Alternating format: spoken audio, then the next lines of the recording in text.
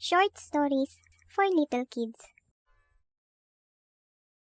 The Ox and the Frog. A young frog lived very contentedly till one day it stepped out of its pool. It saw a huge ox in the nearby meadow. It started envying the big size of the ox. In attempt to become as large as the ox, the frog took in lots of air to puff itself up. It then compared its size to that of the ox.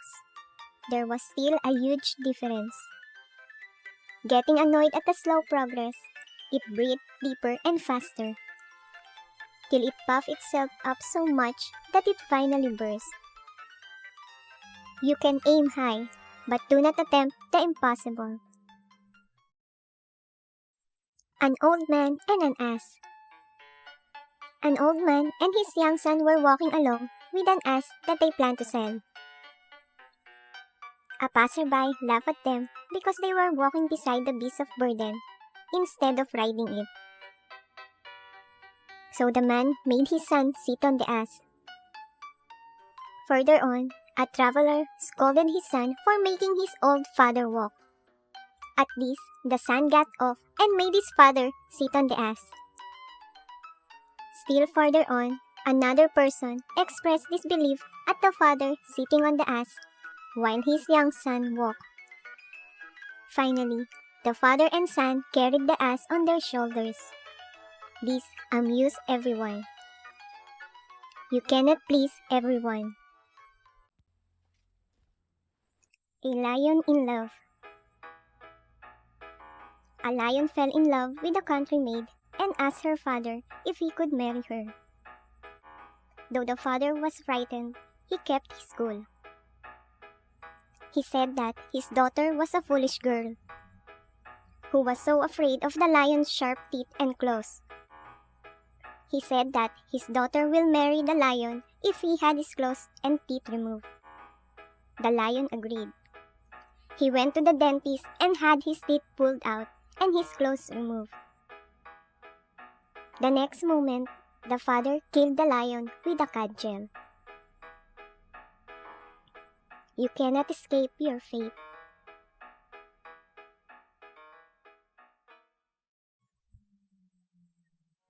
The Little Pine Tree. A little pine tree had green needles all year round, and yet it wasn't happy. It wanted leaves of gold. The wish was granted. But a man came and plucked them all. It next thought that leaves of glass were the best. And once more the wish was granted. But the wind came and all the glass leaves broke. Next, it wishes for green leaves. These were all eaten by a goat. The little pine tree realized that it was the best to be satisfied with what one has. You should be happy with what you have. Be contented. The Wolf and the Crane. A greedy wolf ate in a great hurry and got a bone stuck in its throat. It pleaded with the crane to remove it, promising some reward. The crane willingly helped the wolf and later demanded for its reward. But the cunning and ungrateful wolf did not fulfill its promise. It said that sparing the crane's head was reward enough. Expect no reward for serving the weak. The Bee and the Bull. There once lived a conceited bee. It was quite fussy too. One day, after a long flight, it decided to stop and rest. The place it chose was the horn of a bull that was grazing in a nearby field. Swooping down, it landed on the bull's horn.